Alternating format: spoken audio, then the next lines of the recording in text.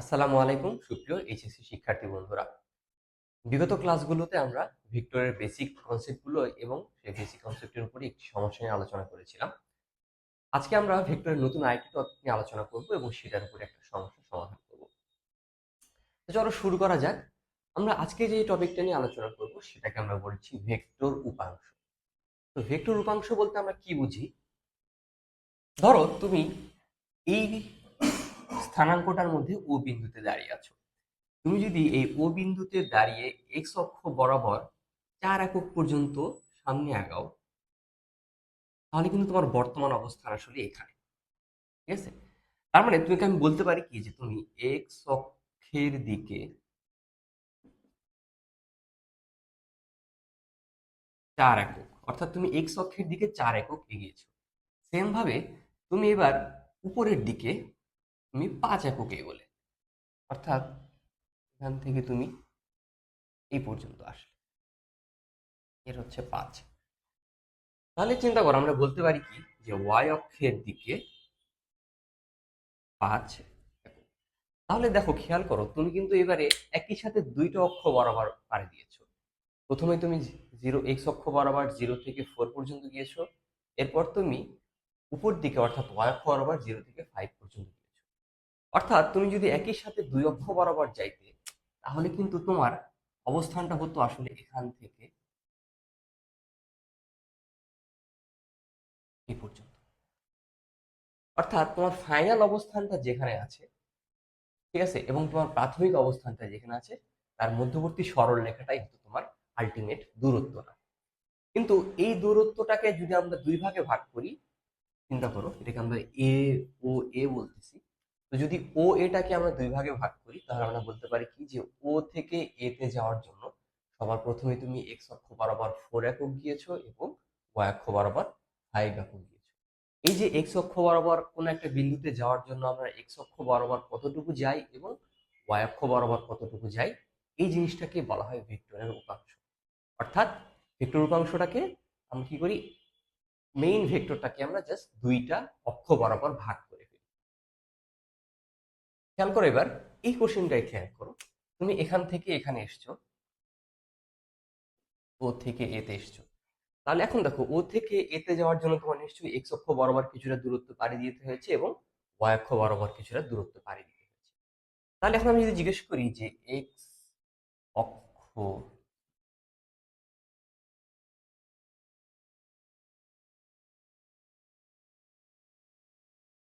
যদি আমি বলি যে এক্স অক্ষ বরাবর দূরত্ব, এক্স অক্ষ বরাবর দূরত্ব কিন্তু আমরা আসলে ত্রিকোণমিতিতে বের করতে পারি। ধরো এটাকে আমরা বি বলছি, এটাকে আমরা সি বলছি।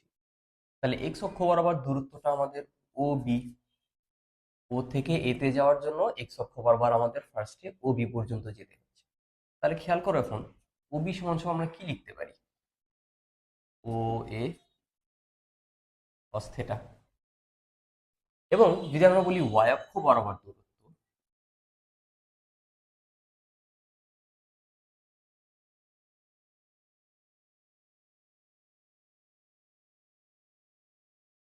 তাহলে আমরা ও সি সমান সমান লিখতে পারি ও এ সাইন থিটা। অর্থাৎ এই ডিস্টেন্সটা বের করার জন্য আমাদের ও এ অর্থাৎ এটার সাথে সাইন থিটা গুণ করতে হয়, এবং এই ডিস্টেন্সটা বের করার জন্য আমাদের এটার সাথে cos থিটা বের করতে হয়।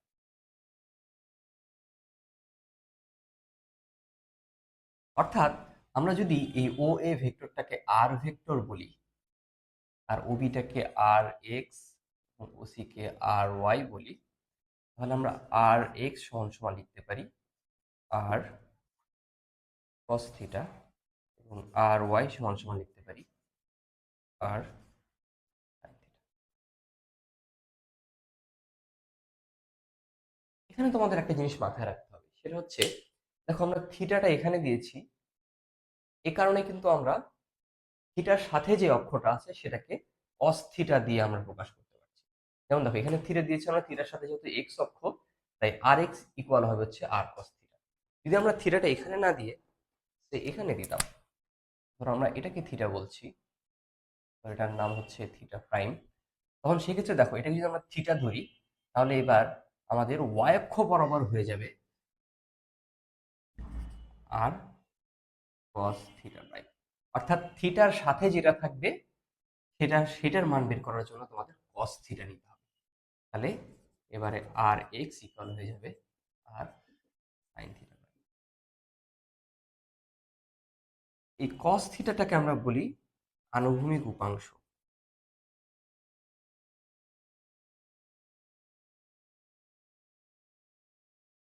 এবং সাইন থিটাকে বলি আমরা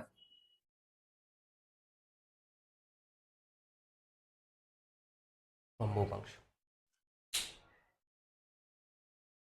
আশা করছি তোমরা বুঝতে পেরেছো জিনিসটা। এবার আসো আমরা এই উপাংশ নিয়ে আরেকটা কনসেপ্ট খুব ভালোভাবে বোঝার চেষ্টা করি। আচ্ছা, এবার দেখো আমরা যেটা করবো সেটা হচ্ছে নদী পারাপারের ক্ষেত্রে আমরা ভেক্টর উপাংশটাকে কিভাবে ব্যবহার করতে পারি আমরা সেই জিনিসটা একটু দেখবো, এবং সাথে আমরা দেখবো যে একটা নদী পার হতে গেলে কখন কিভাবে নৌকা চালাইলে বা কিভাবে সাঁতার কাটলে সময়টা সবচেয়ে কম লাগবে, এবং কিভাবে সাঁতার কাটলে সময়টা বেশি লাগবে বা দূরত্বটা কম লাগবে। তো আসো আমরা শুরু করি হচ্ছে এই নদীটা ধরো ও এ, এই নদীটা আমরা পার হবো এখান থেকে এই বিন্দু পর্যন্ত। আমরা ন্যূনতম সময় অর্থাৎ সবচেয়ে কম সময়ে যাতে আমরা এই নদীটার এই প্রান্ত থেকে এই প্রান্তে আসতে পারি, সেটা কিভাবে আসতে পারবো সেই জিনিসটা আমরা একটু বোঝার চেষ্টা করি। আচ্ছা, তো প্রথমে আসা যাক, আমাদেরকে মাথায় রাখতে হবে আমাদের টার্গেটটা কি। মনে রাখবে অলওয়েজ যে আমাদের টার্গেট কিন্তু এই ও থেকে এ ডিস্টেন্সটা পার হওয়া। হতে পারে যে তুমি ও থেকে এই ডিস্টেন্স পার হইতে গিয়ে তোমার স্রোতের ধাক্কার কারণে তুমি হয়তো এই বিন্দুতে চলে এসছো, হতে পারে তুমি এই বিন্দুতে চলে আসছো, বাট এটা কিন্তু আমাদের কনসার্ন না। আমাদের কনসার্ন শুধুমাত্র আমরা ও থেকে, অর্থাৎ এই পার থেকে এই পারে যাবো, এই পারের যে কোনো বিন্দুতে যদি আমরা যাই এটা কিন্তু আমাদের, ইভেন আমরা হয়তো এই বিন্দুতেও চলে আসতে পারি, ইট ডাজন্ট ম্যাটার। আমরা যে বিন্দুতেই যাই না কেন আমাদের লক্ষ্য শুধুমাত্র থাকবে যে আমরা সবচেয়ে কম সময় নদীর এই পার থেকে এই পারে যাব। আশা করছি বুঝতে পেরেছো জিনিসটা। তাহলে আসো আমরা শুরু করি যে কিভাবে নৌকা চালালে আমরা এই প্রান্ত থেকে এই প্রান্তে খুব তাড়াতাড়ি চলে আসতে পারবো।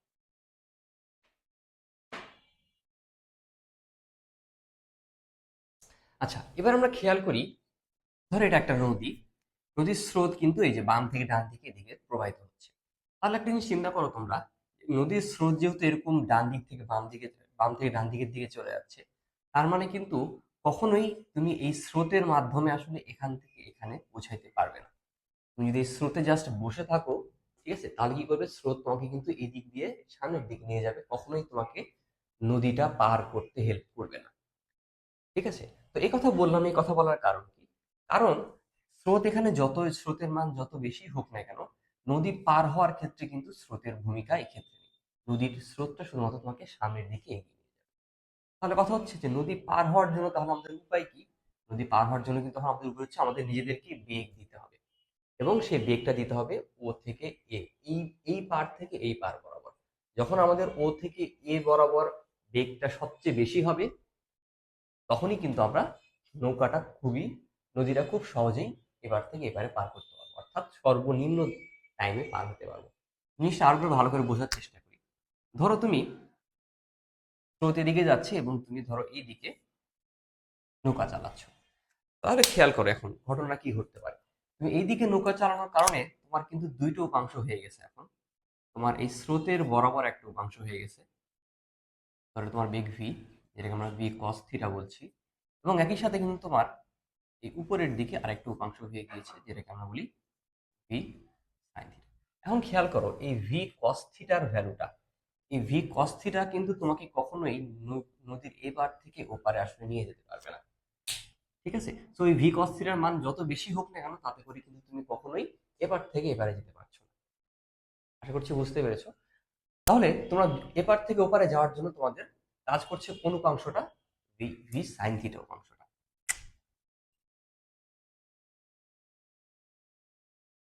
অর্থাৎ তোমার যেহেতু এই ভি কস থিটা অংশটা কোনো কাজে লাগছে না, তাই তোমার লক্ষ্য হবে কি, এই ভি কস থিটার মানটা যত সম্ভব কমানো যায় সেটা, এবং এই ভি সাইন থিটার মানটা সবচেয়ে বেশি রাখা যায় সেটা। কারণ ভি সাইন থিটার মান যত বেশি হবে, তোমার এদিক বরাবর বেগ তত বেশি হবে, তুমি তত তাড়াতাড়ি এখান থেকে এখানে চলে আসতে পারবে। তাহলে এবার খেয়াল করো যে ভি কস থিটা যদি আমরা সর্বনিম্ন করতে চাই, তাহলে অবশ্যই ভি কস থিটা আমাদেরকে জিরো করতে হবে। তাহলে ভি কস থিটা যদি জিরো হয় তাহলে কস থিটা ইকুয়াল জিরো, থিটার মান কত ডিগ্রি হয় তাহলে 90 ডিগ্রি। অর্থাৎ আমাদের এই থিটার ভ্যালুটা এটাকে যদি আমরা 90 ডিগ্রি করতে পারি তখন কিন্তু আমাদের এই বরাবর উপাংশটা বেশি হবে, এবং এই বরাবর উপাংশ বেশি হলে কিন্তু আমরা তাড়াতাড়ি নদীটা পার হতে পারবো। অর্থাৎ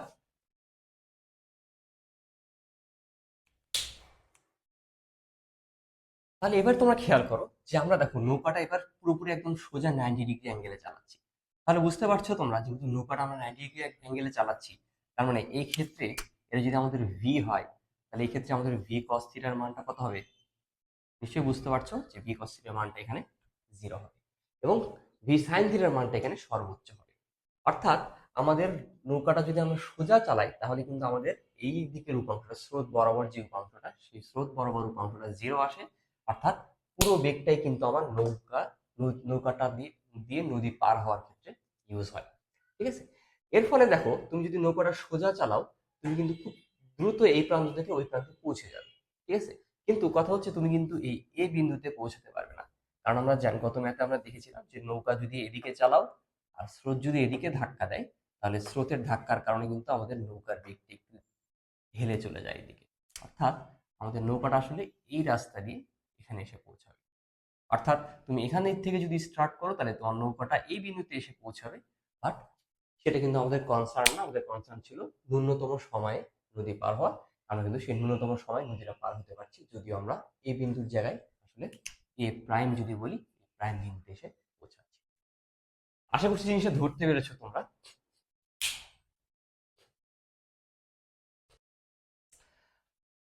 তাহলে আমরা ন্যূনতম সময় কিভাবে বের করতে হয় সেটা বুঝে ফেলছি। এবার আসো আমরা দেখবো ন্যূনতম দূরত্ব জিনিসটা কিভাবে বের করতে হয়। অর্থাৎ আমাদের কাজ হবে এই ক্ষেত্রে যে আমরা নৌকাটা দিয়ে নদী পার হবো, ঠিক আছে, বাট আমরা কিন্তু সবচেয়ে কম ডিস্টেন্স কভার করার চেষ্টা করবো। আগের ক্ষেত্রে দেখো আমরা কি করেছিলাম, সবচেয়ে কম টাইমের মধ্যে যাতে আমরা নদীটা পার হতে পারি সেটা নিয়ে আলোচনা করেছিলাম। এবার আমরা দেখবো সময় বেশি লাগলে লাগতে পারে, আমাদের এটা কনসার্ন না।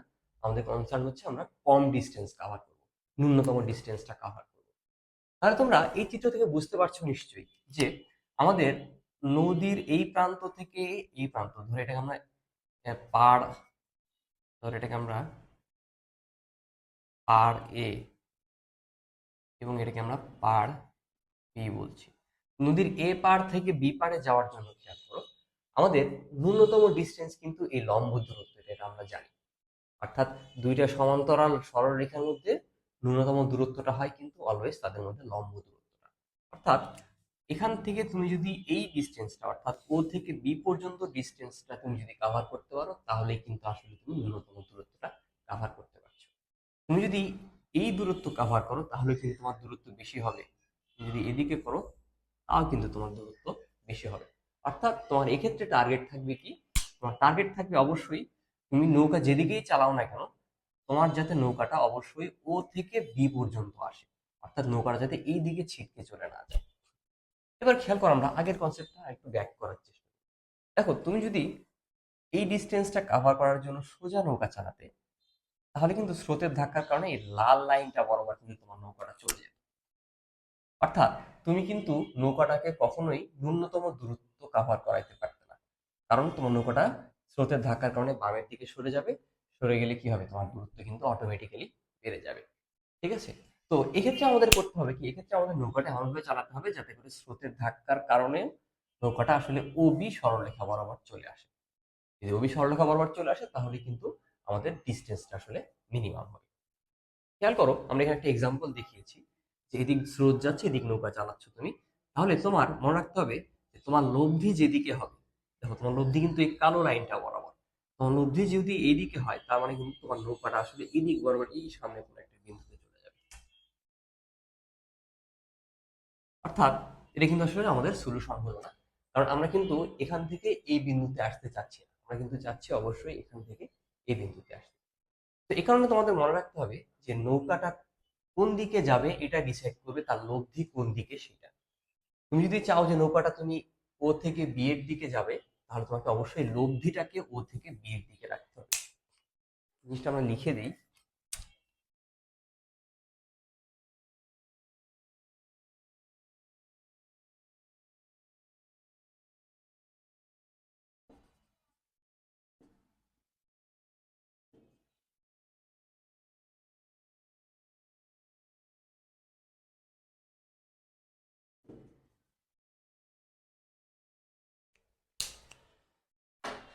তাহলে এই যে লাইনটা লিখলাম যে নৌকা লব্ধি যেদিকে হবে নৌকাটি সেদিকেই যাবে, খেয়াল করো এই ক্ষেত্রে নৌকা লব্ধি এদিকে হয়েছিল, এখানে নৌকাটি কিন্তু এখান থেকে এখানে গেছে। এখানে দেখো নৌকা লব্ধি কিন্তু এই কালো লাইন বরাবর, এই কারণে নৌকাটা এখান থেকে এখানে যাবে।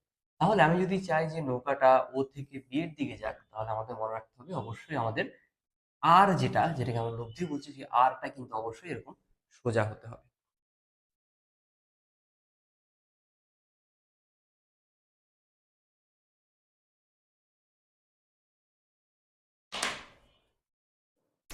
অর্থাৎ আমাদের আর হতে হবে কিন্তু এইদিকে সোজা।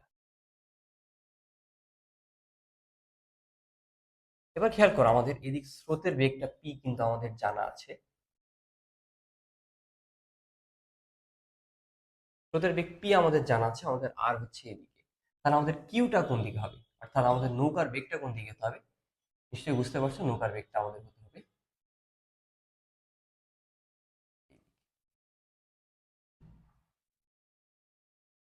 অর্থাৎ তুমি যদি নৌকাটা এইদিকে চালাও, তাহলে দেখো স্রোত তোমাকে ধাক্কা দিচ্ছে এদিকে, তো স্রোতের ধাক্কার কারণে তোমার নৌকাটা কিন্তু অটোমেটিক্যালি ওবি সরলরেখা বরাবর চলে আসবে। অর্থাৎ এক্ষেত্রে আমাদের মনে রাখতে হবে যে আমাদের এই অ্যাঙ্গেলটা, অর্থাৎ আর এর মধ্যবর্তী অ্যাঙ্গেলটা হতে হবে 90। তাহলে আমরা যদি সূত্র অ্যাপ্লাই করি এখানে, আমরা জানি ট্যান থিটা ইকুয়াল,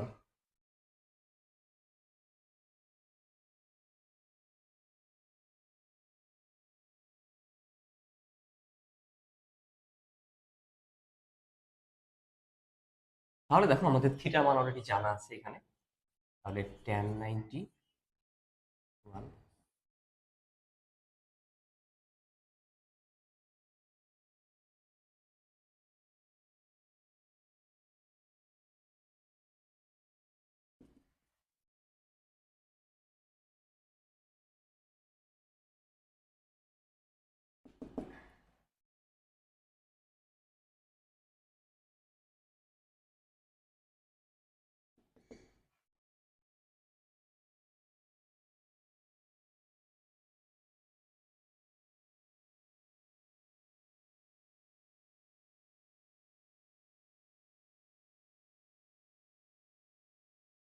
তাহলে তোমরা বুঝতে পারছো যদি আমাদের স্রোতের বেগ এবং নৌকার বেগ যদি আমাদের জানা থাকে, তাহলে কিন্তু আমরা এই সূত্রের মাধ্যমে কত ডিগ্রি অ্যাঙ্গেলে নৌকাটি চালালে তার ন্যূনতম দূরত্ব অতিক্রম করছি সেটা কিন্তু আমরা পেয়ে যাবো। তো যদি আমরা একদম সামারাইজ করার চেষ্টা করি যে আমাদেরকে যদি ন্যূনতম সময় পার দিতে হয়, তাহলে আমাদের নৌকাটাকে সোজা চালাতে হবে, যার লব্ধি হবে এরকম বাঁকানো কোনো একটা দিকে, ঠিক আছে। বাট আমরা যদি ন্যূনতম দূরত্ব কভার করতে চাই, তাহলে আমাদের নৌকাটা এরকম স্রোতের বিপরীত দিকে একটা অ্যাঙ্গেলে চালাইতে হবে, যাতে করে আমাদের লব্ধিটা এরকম সোজা হয়। তো এটাতে আমরা একটা সমস্যার সমাধান করব। ধন্যবাদ সবাইকে।